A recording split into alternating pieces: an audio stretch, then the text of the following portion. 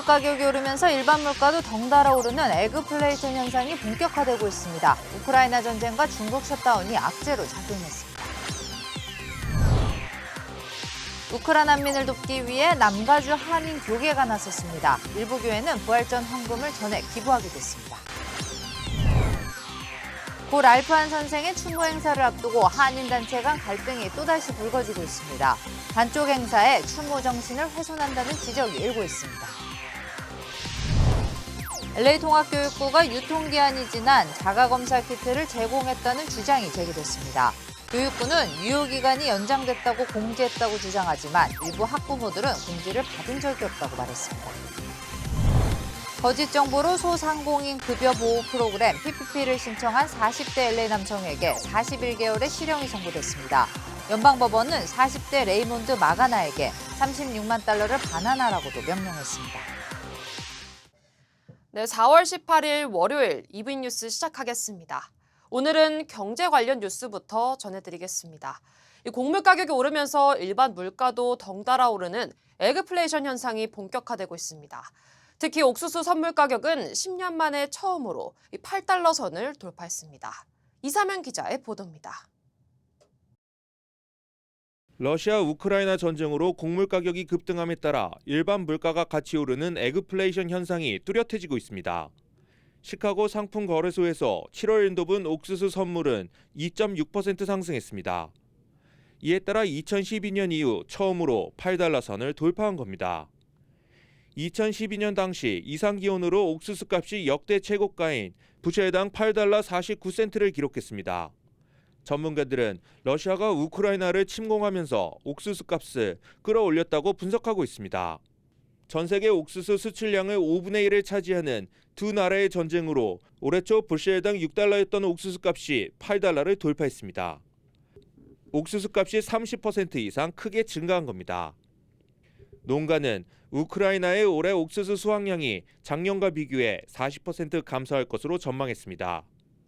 비료값 상승으로 옥수수 대신 대두를 더 심는 것도 옥수수 값을 더 끌어올릴 전망입니다.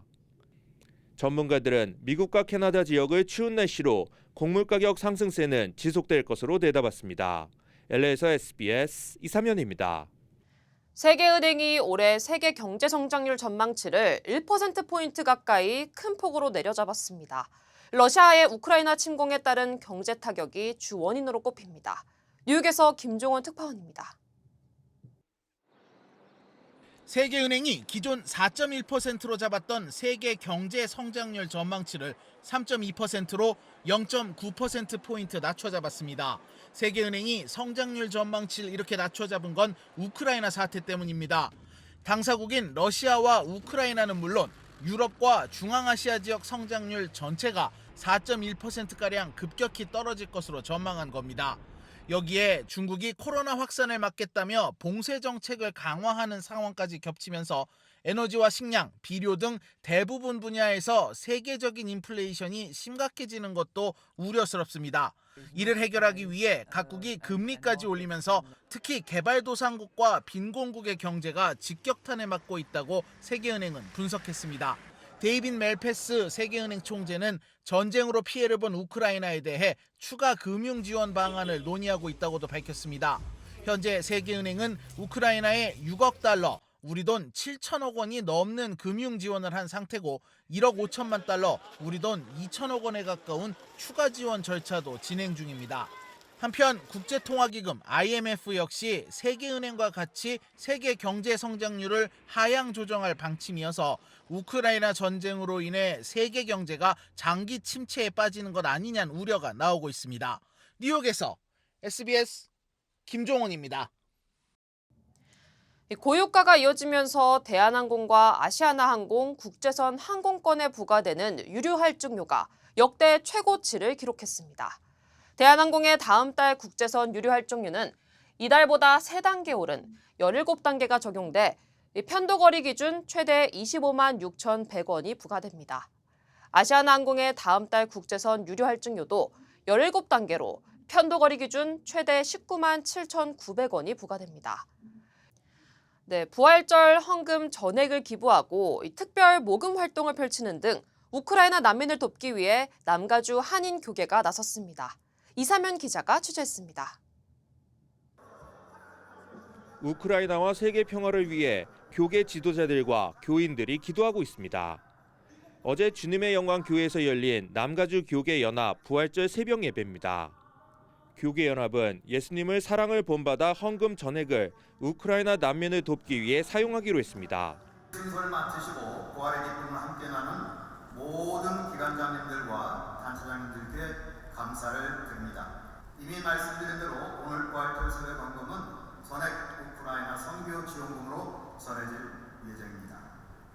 우크라 난민 돕기를 바탕으로 열린 부활절 예배는 제임스한 LA 한인 회장과 에런 폰세 올림픽 경찰서장 그리고 김명한 LA 총영사 등이 참석했습니다. 그리고 그들에게 LA 동포들이 모아주신 성금과 위로 응원의 메시지를 전할 때 그분들의 얼굴을 떠오르는 미소를 잊을 수가 없습니다. 에런 폰세 올림픽 경찰서장은 한인 교계가 화합해 우크라이나 난민을 돕는 일은 매우 뜻깊은 일이라고 강조했습니다. Yeah, that's wonderful. That a community, a religious community, or any community comes together and helps our brothers and sisters that are in need at this time. 남가주에 위치한 한인 대형 교회들도 우크라 난민 돕기에 동참하고 있습니다. ANC 온누리 교회는 4월 한 달 동안 우크라 난민을 돕기 위해 모금 활동에 들어갔습니다. $5만 달러를 목표로 시작한 이번 모금 활동을 통해 난민들에게 음식과 생필품 등을 전달할 예정입니다. 국경 지역에 있기 때문에 많은 우크라이나 피난민들이 몰려들고 있어요. 일단 필요한 먹을 것들도 나눠주고 또 생필품도 전달해주고 또 어디로 가야 되는지 안내도 해주고 지금 현재 그런 사역을 진행하고 있습니다. 온누리 교회는 이번 모금 활동을 시작으로 2차 지원까지 계획하고 있습니다. LA에서 SBS 이사면입니다. 고 랄프한 선생의 추모 행사를 앞두고 한인 단체 간 갈등이 또다시 불거지고 있습니다. 가장 앞장서야 할 대한인 국민의 기념재단이 추모 행사 준비부터 불참한 건데 지난달 한인회가 광복회와 3.1절 행사를 따로 치른 것에 앙금이 남았다는 주장까지 제기되고 있습니다. 전영훈 기자가 보도하겠습니다. 도산한창호 선생의 막내 아들 고 랄프한 선생. 별세 직전까지 애국선열들의 독립정신을 전파하는 일에 누구보다 앞장섰습니다. 특히 도산이 세운 대한인국민회나 흥사단과 관련된 행사라면 불편한 몸에도 직접 참석해왔습니다. 그런데 정작 고 랄프한 선생 추모 행사에 대한인국민회 기념재단이 모습을 보이지 않고 있습니다. LA 한인회를 포함한 여러 한인단체가 모여 추모식을 준비하는 과정부터 2번 연속 불참하기도 했습니다. 강제로 참여하라고 할 수는 없지만은 다 공문을 보내서 우리가 범정 보조를 하자고 그랬는데 아직 이렇다 할 연락이 없었고 또 미팅에도 한 번도 참석한 적이 없어요. 오는 일요일 오후로 예정된 랄프한 선생 추모식에는 아예 주관단체에서 이름이 빠졌습니다. 대한인국민회 기념재단 이사장의 개인 감정 때문에 랄프한 추모 분위기에 찬물을 끼얹고 있다는 비판이 나오고 있습니다. 이번 추모식 행사를 주도하는 한인회와 광복회 등의 앙금이 남아 적극적으로 참여하지 않고 있다는 겁니다. 지난달 따로 치러진 3.1절 행사에서 한인회는 대한인국민회 측 행사 대신 광복회 주최 행사에 참석했습니다. 대한국민회가 참여를 해야 되는 원칙이고 당연히 동포도 참여하지만 단체는 당연히 참여를 해야지. 일부에선 중요 애국단체인 대한인국민회 기념재단을 개인 감정으로 운영하는 이사장은 스스로 물러나야 한다는 목소리까지 나오고 있습니다. LA에서 SBS 전영웅입니다. 네, LA 통합교육부가 봄방학이 끝나고 학교로 돌아온 학생들은 반드시 코로나 자가검사를 하라고 당부했습니다. 그러면서 자가진단 키트를 학생들에게 나눠줬는데 유통기한이 지난 키트를 제공했다는 주장이 제기됐습니다. 김윤아 기자가 취재했습니다. 2주 전 학교에서 나눠준 코로나 자가진단 키트. 유효기간 만료일은 3월 말까지입니다. 학생과 학부모는 아무런 공지 없이 만료된 자가진단 키트를 받았다고 전했습니다. 하지만 학교 측에서는 자가진단 키트와 함께 공문을 같이 보냈다고 주장합니다. It was okay to use because it's for emergency use. Yeah, that's what it's saying. So it's okay to use since it's only a few weeks. There was a letter sent home with the test. 유효 기간이 지나도 사용할 수 있는지 약사를 찾아가 정확한 설명을 들어봤습니다.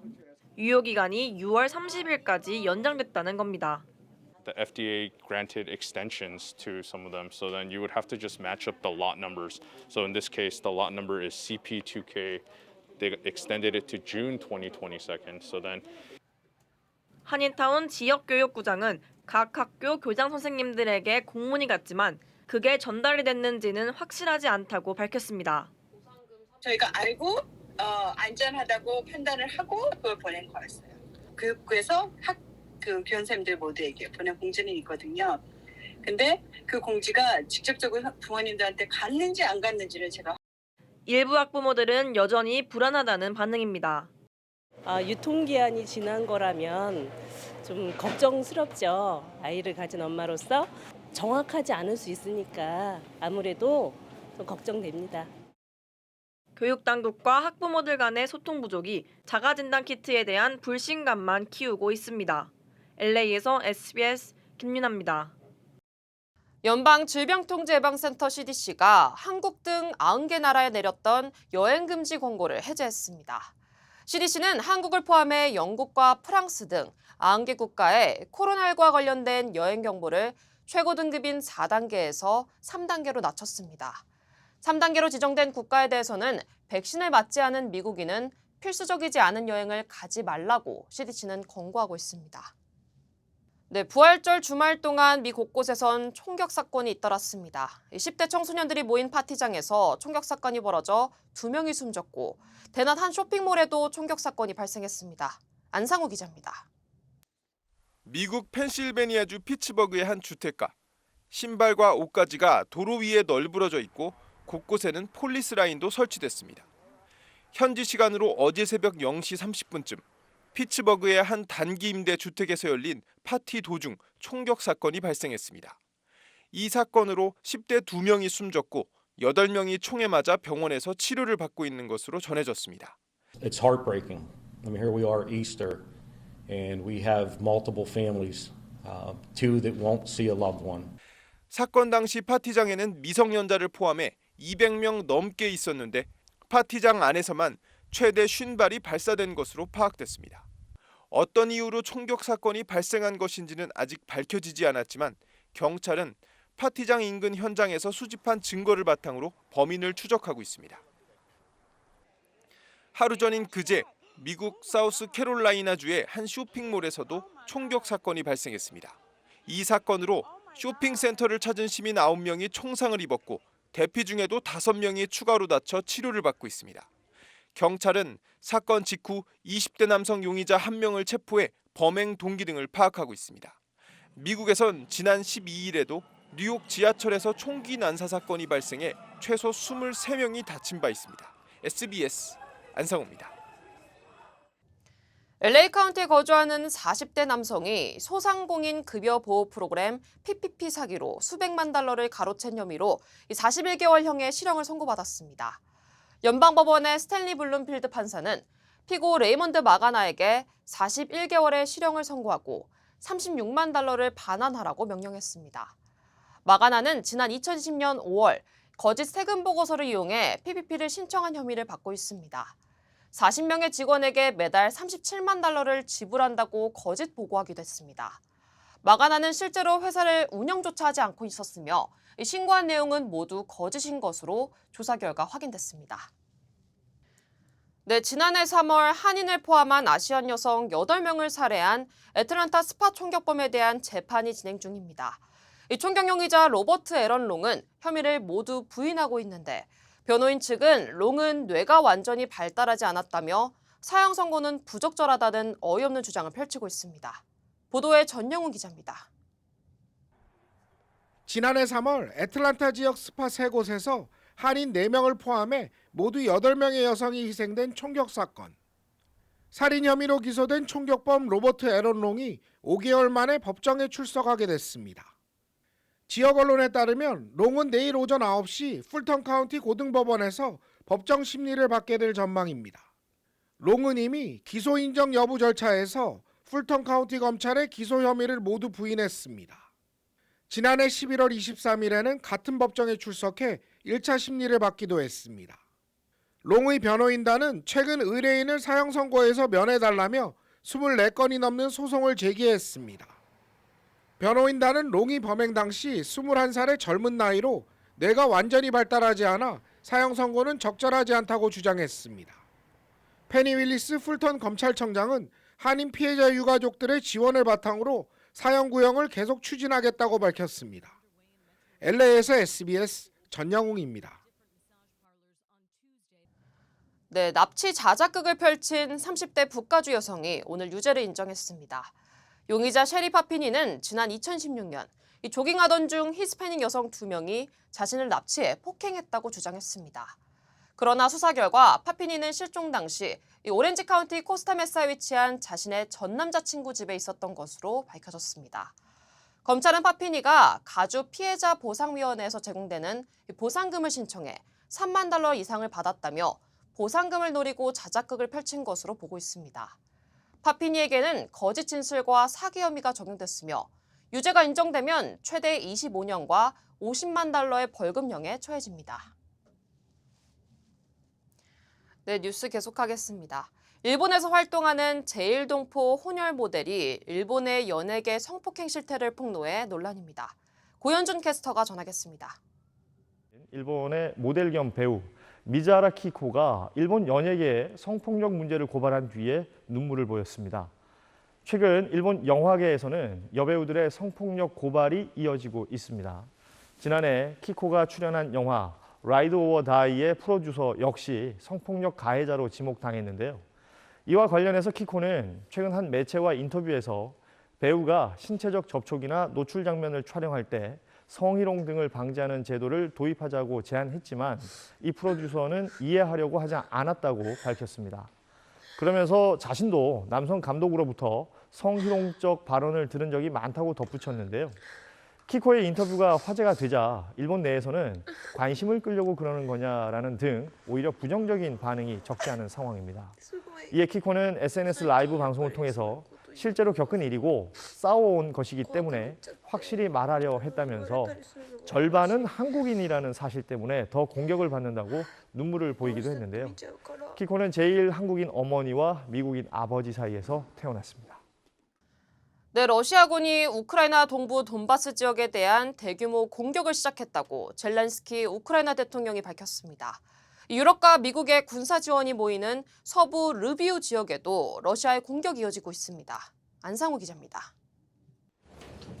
젤렌스키 우크라이나 대통령은 현지 시간으로 어젯밤 우크라이나 동부 돈바스 지역에 대한 러시아군의 공격이 시작됐다고 밝혔습니다. 젤렌스키 대통령은 자신의 SNS를 통해 러시아군이 오랫동안 준비해온 돈바스 전투가 시작됐다며 러시아군의 전력 가운데 가장 큰 부분이 전투에 투입됐다라고 설명했습니다. 하지만 젤렌스키 대통령은 어떤 것도 포기할 수 없다면서 러시아군의 공격에 맞서 싸울 것이라고 항전 의지를 밝혔습니다.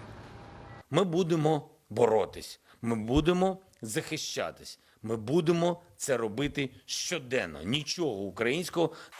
앞서 지난달 29일 러시아 국방부는 우크라이나 동부 돈바스 지역 해방에 군사작전을 집중하겠다고 밝힌 바 있습니다. 하지만 러시아군은 보름 넘게 사기와 병참, 지휘체계 등 당면한 문제를 해결하는 데 집중하며 침공 시기를 저울질하고 있었습니다. 이런 가운데 서방 세계의 군사 지원이 향하는 우크라이나 서부 르비우에 대한 포격도 이어가고 있습니다. Сьогодні немає в Україні безпечних і небезпечних міст. Сьогодні всі знаходяться в рівних умовах. 이처럼 동부 돈바스 지역은 물론 우크라이나 전역에 대한 러시아군의 공습이 재개되면서 더 많은 민간인 희생자가 발생할 수 있다는 우려가 나옵니다. SBS 안상우입니다. 네, 우크라이나 시민들은 자발적으로 차량을 개조해 구급차와 군용차를 만들며 대항하고 있습니다. 현지 상황을 장선희 특파원이 전해드리겠습니다. 네, 저희는 우크라이나 남서부 체르니우치 취재를 마치고 국경을 맞대고 있는 루마니아 시레트로 돌아왔습니다. 우리 외교부로부터 허가를 받은 일정이 2박 3일이어서 일단 철수를 한 건데요. 취재팀이 다녀온 체르니우치는 최전선으로 각종 물품을 공급하는 병참기지 역할을 하고 있는 곳입니다. 그곳에서 만난 볼로데메르 씨는 러시아가 침공한 지난 2월 24일부터 철제 조형물을 만들던 생업을 접고 전선에 보낼 차량을 만들고 있습니다. 부상자를 이송하거나 휴대용 미사일을 거치해 쏠 수 있는 차량입니다. 차량 한 대를 만드는 비용은 $5,000. 직접 중고차를 사 개조 작업을 하는데 지금까지 차량 7대를 만들어 보냈습니다. Бажання, щоб це все поскорше зупинилося, війну закінчити, допомогти чим поскорше, чим зможемо допомогти армії нашій. 지난 2014년부터 2년 동안 군복무를 한 경험이 있는 알렉산드레 씨는 다시 전쟁터로 갈 채비를 하고 있습니다. Батальйон пройшов бойове злагодження і в найближчому часі ми вирушаємо в зону бойових дій безпосередньо. 우크라이나 현지에서 만난 사람들은 하루빨리 전쟁이 끝나길 바라며 각자의 자리에서 최선을 다하고 있었습니다. 네, 러시아로부터 멀리 떨어진 우크라이나 서부는 상대적으로 안전한 곳으로 여겨졌습니다. 하지만 오늘 서부 리비우가 러시아의 소행으로 추정되는 미사일 공격을 받았습니다. 사도비 르비우 시장은 SNS에 미사일 5발이 르비우시를 폭격해 적어도 민간인 6명이 사망하고 11명이 부상했다고 밝혔습니다.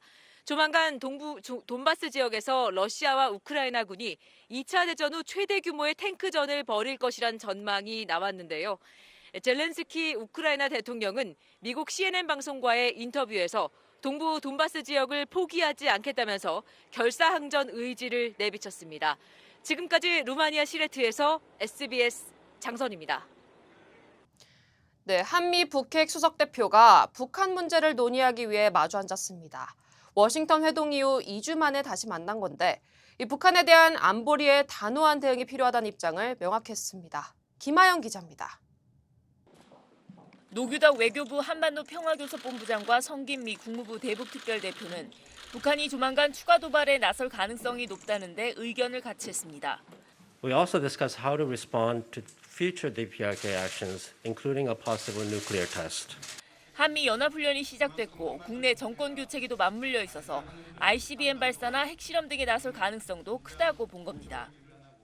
양측은 추가 도발 땐 한미가 공조해 유엔 안보리를 통해 강력 대응하겠다고 밝혔습니다. We agreed on the need for a strong response to the destabilizing behavior we have seen from the DPRK. 안보리 결의 위반 행위를 강행할 경우 한미는 물새 틈 없는 공조를 바탕으로 유엔 안보리 등에서 강력하게 대응해 나가기로. 성김 대표는 박진 외교장관 후보자 등 차기 정부 인사들과도 대북 협의를 이어갈 예정입니다. 이런 가운데 북한은 조선인민혁명군 창건 90주년인 오는 25일을 맞아 열리는 대규모 열병식을 준비하고 있습니다. 전차와 이동식 발사 차량 등이 평양 미림 비행장에 집결한 모습이 포착됐는데 군은 최대 2만 명 이상의 병력이 동원될 것으로 관측했습니다. SBS 김하영입니다. 네, 요즘 많은 분들 여행 가시는 하와이주의 주요 코로나 소치가 조금씩 오르고 있다고 합니다. 호놀룰루 시장도 감염됐습니다. 주요 한인사회 소식 이원정 기자입니다. 연방우정국이 산타모니카에서 우편 배달 업무를 재개한 것으로 나타났습니다. 연방우정국은 지난 1월부터 3차례 우편 배달부가 주민에게 습격당한 일이 발생하면서 지난주부터 배달하지 않기로 결정했지만 주민들의 불만이 고조되면서 지난 13일부터 서비스를 재개했다고 밝혔습니다. 우정국은 경찰국과 긴밀하게 협조하고 있다고 설명했습니다. 뉴저지에서 같은 고등학교에 다닌 졸업생과 전직 교직원 100여 명이 희귀암 진단을 받아 시 당국이 조사에 나섰습니다.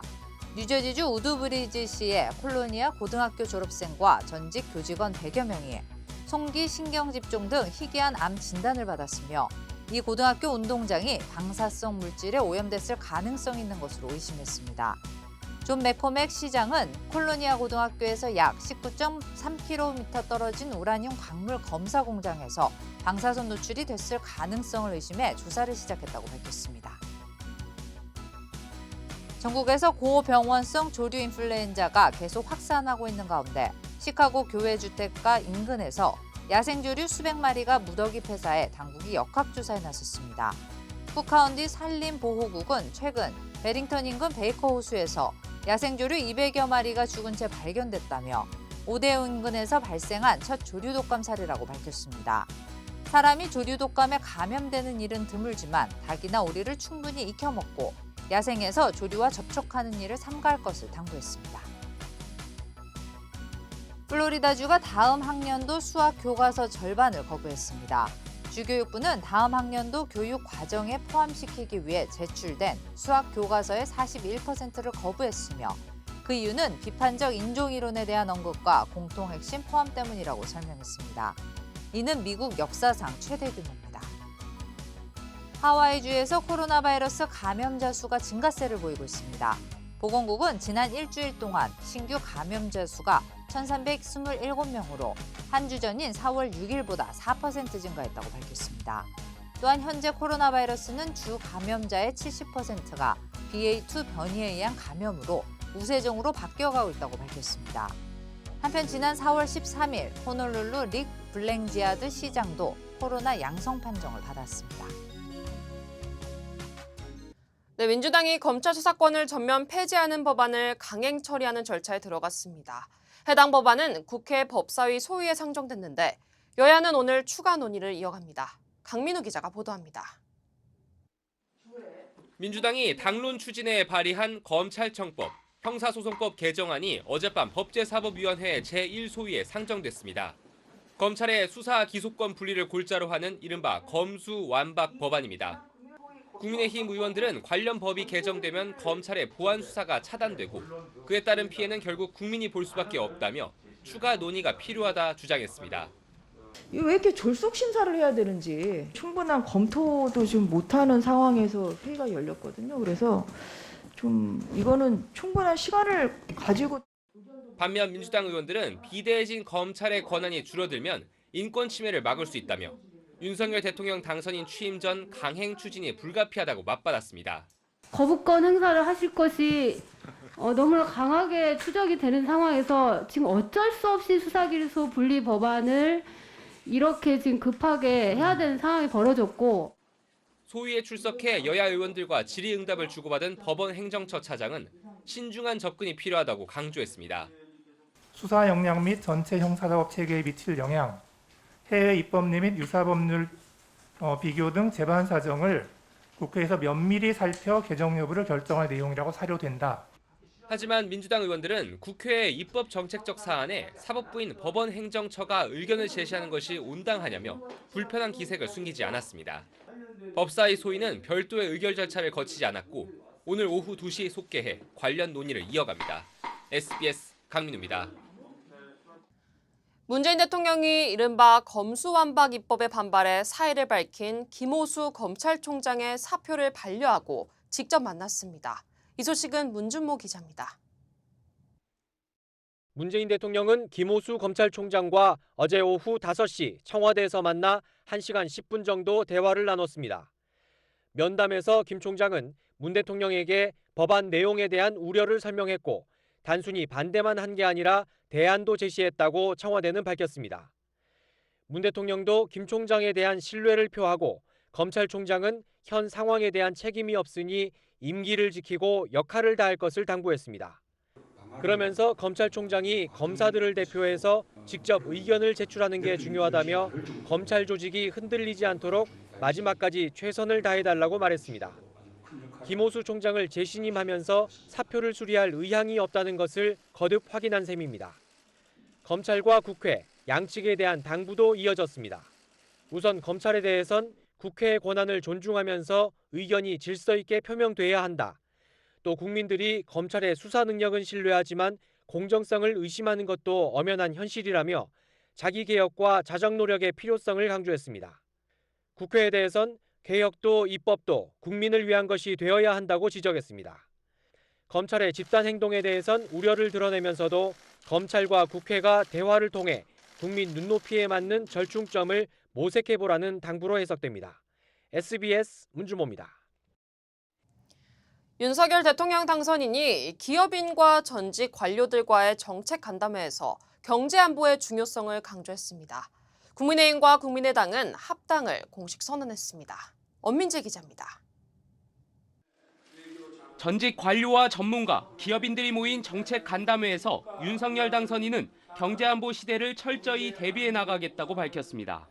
경제가 곧 안보이고 안보가 곧 경제라는 새 정부가 우리 경제의 재도약을 위한 기틀을 갖고 참석자들은 외교안보와 경제, 환경 등이 복합된 글로벌 위기 상황에서 신속하게 대응할 수 있도록 대통령실에 통합적 경제안보 TF 설치를 건의했습니다. 당선인도 긍정 검토 의사를 밝혔는데 인수위 관계자는 평상시엔 기후변화나 감염병, 경제안보 이슈에 총리실이 대응하되 위기 징후가 식별이 되면 국가안보실 내부 TF 등을 통해 대응하겠다는 취지라고 설명했습니다. 국민의힘과 국민의당은 오늘 합당을 공식 선언했습니다. 국민의힘 이준석, 국민의당 안철수 대표가 당대당 통합을 추진하고 당명은 국민의힘으로 한다는 내용의 합의문을 발표했습니다. 국민의당 측 사무처장제 7명을 저희가 승계하고 다만 이제 처우에 대해서는 저희가 우리 당 내부 규정에 따라 가지고 논의할 것입니다. 앞으로. 개혁을 주도하기 위한 정강정책 TF를 공동으로 구성하고 지도부 구성을 포함하여 양당 간 합의 사항을 실행한다. 통합 후 당대표는 이준석 대표가 그대로 맡고 국민의당 몫의 최고위원으로 2명이 임명될 예정입니다. 당장 한 달여 앞으로 다가온 지방선거 공천권 문제가 순항 여부의 첫 시험대가 될 전망입니다. SBS 엄민재입니다. 네, 한국은 현지 시간 18일부터 사회적 거리두기 지침을 완전히 해제했습니다. 늦은 밤 도심은 오랜만에 사람들로 부쩍였는데 안희재 기자가 첫날 밤 풍경을 둘러봤습니다. 을지로 먹자골목이 술잔을 부딪히는 사람들로 왁자지껄 북적입니다. 모임 인원 제한이 풀리고 24시간 영업이 재개된 첫날 밤. 직장 동료, 친구들과 오랜만에 자유를 만끽하려는 인파가 몰린 겁니다. 두 친구가 이제 생일이어서 케이크 들고 나왔는데 거리두기 풀려서 너무너무 행복합니다. 모처럼 되찾은 활기에 상인들 기대감도 커졌습니다. 평소보다는 좀 많이 늘었고요.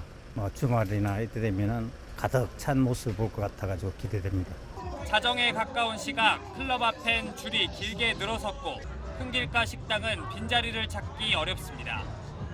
모임을 마친 시민들이 한꺼번에 쏟아져 나오면서 귀갓길 택시 잡긴 더 어려워졌습니다. 3번 정도 시도를 했고 23분 정도 기다렸어요. 12시 반이 조금 넘었습니다. 늦은 시각이지만 정류장엔 이렇게 불이 환하게 켜져 있고 버스를 기다리는 사람들로 붐비고 있습니다. 심야 시간대 도심을 지나는 올빼미 버스는 9개 노선 72대에서 14개 노선 100대까지 늘었는데도 승객들로 꽉 찼습니다. 사람이 너무 많으니까 늘리면은 확실히 많이 탈 수 있고. 방역 당국은 사회적 거리두기가 해제됐다고 해서 코로나19 위험이 끝난 건 아니라며 60세 이상 고령자는 더욱 주의해 줄 것을 당부했습니다. SBS 안희재입니다. 한국의 거리두기가 완전히 풀리면서 인원 제한에 묶여있던 결혼식장엔 예약 문의가 쏟아지고 있습니다. 이 재택근무가 끝나고 회사 출근이 늘면서 화장품 매출도 크게 늘었습니다. 김보미 기자입니다. 결혼 준비 대행 업체 사무실, 예비 후보에게 예약을 서두르라고 권합니다. 여기 보시면 모든 스튜디오 드레스 메이크업이 예약제로 진행을 하다 보니 신랑 신부님이 서둘러서 진행을 하셔야 돼요. 업체들은 많이 폐업을 하거나 없어지는 경우가 있어서 예약 문의는 2배 이상 늘었습니다. 299명 인원 제한이 풀리면서 미뤘던 결혼을 준비하는 경우가 많아 결혼식장 잡기 경쟁이 치열합니다. 티켓팅처럼 열리자마자 전화를 식장에 해서 예약 시간 잡아야 한다든지 이런 식으로 모든 신부들이 1년 전에 식장을 해야 한다고. 마스크로 얼굴을 가리고 재택근무도 일상화하면서 매출이 크게 줄었던 화장품 업계. 일상회복 움직임 속에 백화점 3곳 모두 지난해에 비해 봄 세일 매출이 20% 이상 뛰었습니다. 특히 마스크 착용으로 얼굴을 가리게 되며 다소 부진했던 색조 화장품 매출은 한 백화점의 경우 45.1%나 매출이 늘었습니다. 대형마트 시식 코너도 다음 주부터 다시 열립니다. 오는 25일부터 대형마트 시흥 시식이 가능해짐에 따라 고객과 직원의 안전을 최우선으로 고려해 재개 시점과 방식 등에 대해 현재 논의 중입니다. 또 공연이나 스포츠 대회도 사전 승인을 받지 않게 되면서 대규모 행사가 잇따를 걸로 예상됩니다. SBS 김보미입니다.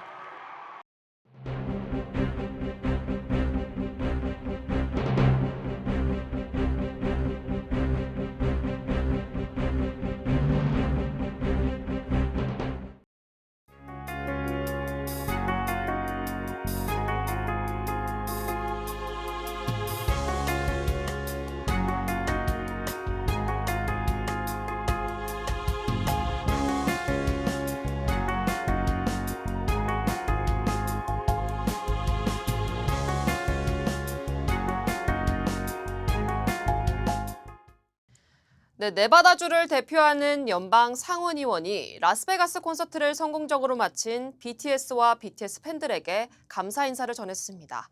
베가스가 보랏빛으로 물들었다고 하는데 총 4회 공연 동안 온라인 생중계를 합쳐 무려 62만 명이 참여한 것으로 집계됐습니다.